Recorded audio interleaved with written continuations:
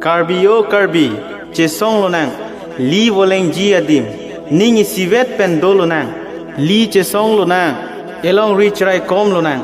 wang non o so karbi doan. Karbi o karbi, chesong na, li voleng adim, chesong na. O karbi chesong na o karbi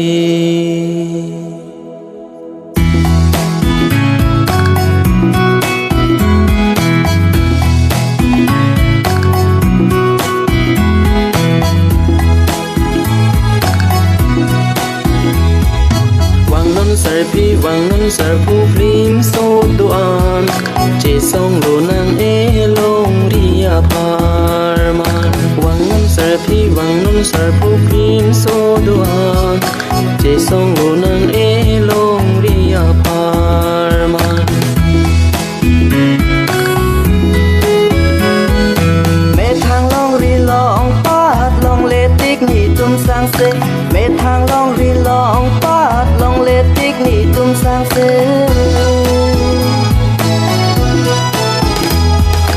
mẹ thang long ri long pat long le tik ni tum sang se mẹ thang long ri long pat long le tik ni tum sang se Ua lam cha teng si do de sang se nang ko wang non o karbi karbi o karbi chesong nang li voleng adim chesong nang o karbi o karbi chesong nang li voleng adim chesong nang o karbi wang non sarpu flim so doan